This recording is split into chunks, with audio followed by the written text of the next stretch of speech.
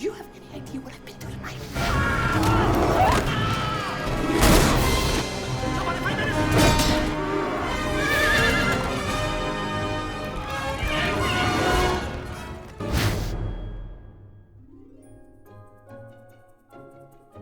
Night at the Museum is really a father-son story at its core. It's about a guy, Ben Stiller, who is bounced around job to job and is waiting for his moment.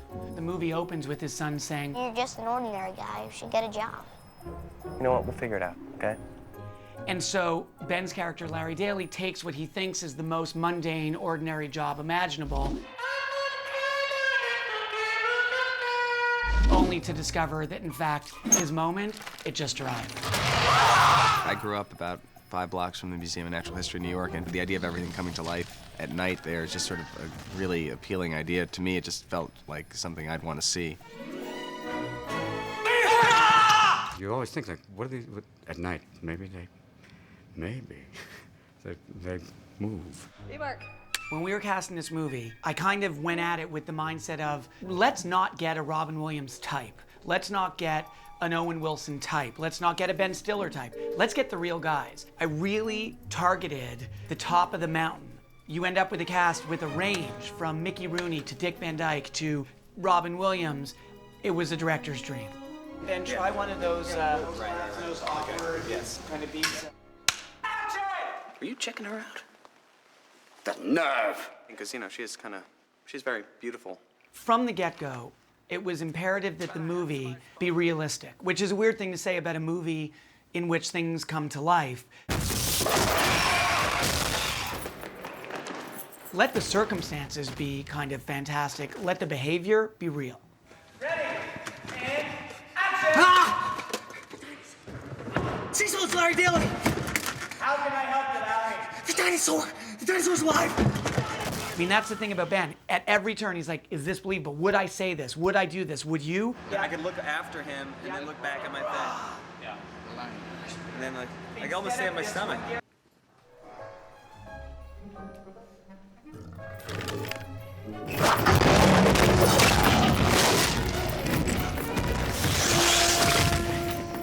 Ben Stiller is, in my opinion, and hopefully he doesn't see this because it's critical that, like, I pretend not to be that impressed by him, but he's got this brand of comedy that is really unique to him. Fetch. He's kind of started a dynasty. His parents, Stiller and Mira, were wonderful. He's inherited that innate sense of timing.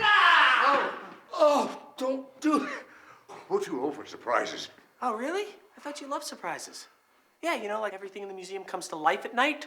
I think you're always trying to come up with anything that might just be an option that might be funny, and I think that's one of the great things about making movies is that you can try a lot of different things. When someone really knows how to improvise, which Ben certainly does, you end up in a position where something can happen and you can actually have an organic response to it as opposed to sort of sticking to the script. And I think we have a really strong script to stand on, so the combination just makes it really fun. We've had such great fun just playing with the script and just goofing around, really. I don't find it funny. Sarcasm. Back at you with your humour box. I don't know what that means. Oh my God. I have no idea what that means. Keep going. It doesn't mean anything. There was a lot of improvising. There was also a lot of cracking each other up. These actors found each other so funny. But I think also there was a certain degree of trying to impress each other. So they brought their A game for each other every time. As a result, it's like heavyweight bouts of comic giants just kind of throwing windmills all day long.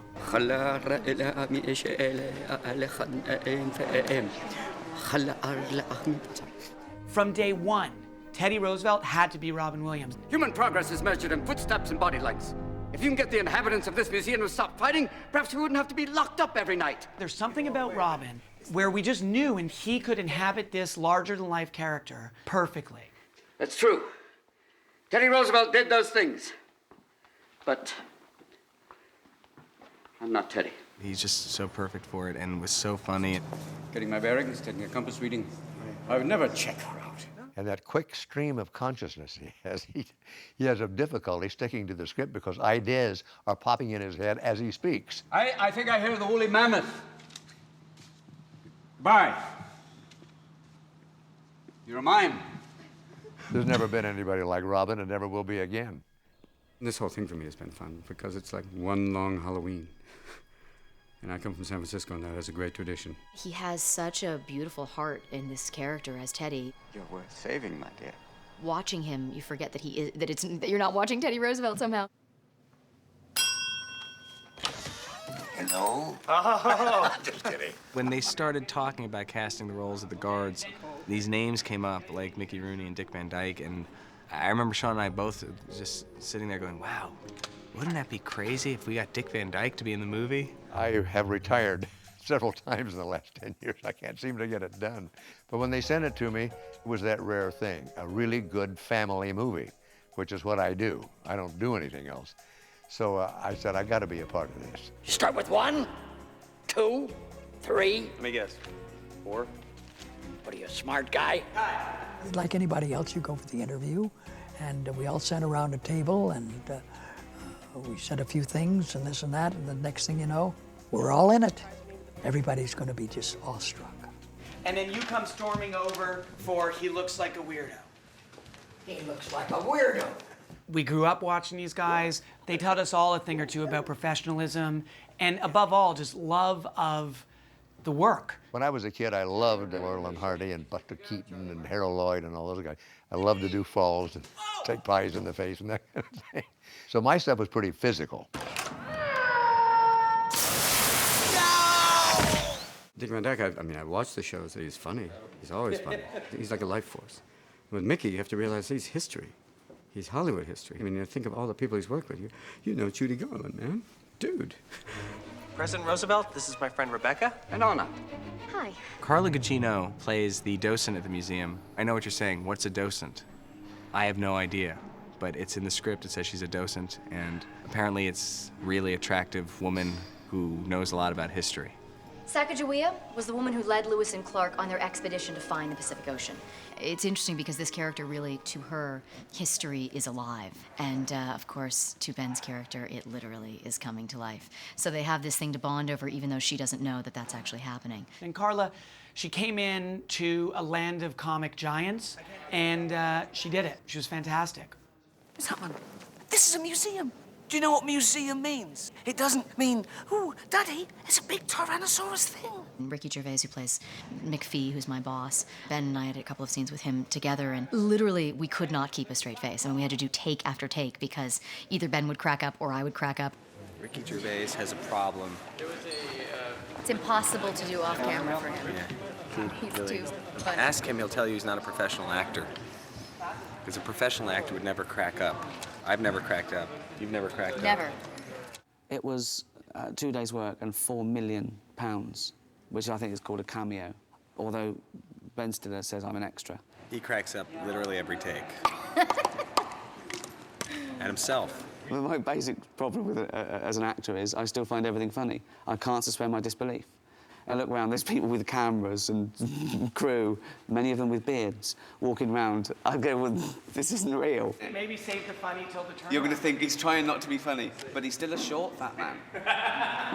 Annabelle. Yeah! Come on, Archie! At your service, Gigantor. How can we be of assistance, my liege? We had these rolls of Octavius and Jedediah. These are literally 3-inch tall plastic figurines that come to life. You guys got the whole room to run around in. You don't have to be near each other. What, you mean you're gonna let us out? We got Steve Coogan and Owen Wilson. Every scene where they're talking with Ben, they weren't even in the country. But it's not just that, it's that Ben would improvise 15 versions of that conversation. Okay, Octavius, you have to stop. All right, listen, buddy, you gotta stop, okay? Because there's nothing behind the wall. All right? It's just there's cabling, we got wires, it's like 4 feet of concrete. It's a dead end, literally. I mean, you're not going anywhere. Try it one more time. So I had to get appropriate responses from Steve and Owen, and the results are incredible. Those performances are highlights of the movie. Rado, now it's time to let Smith & Wesson do the talking. Those guns aren't even real. Oh, this isn't real. Take a look at this. Don't get me. Ready?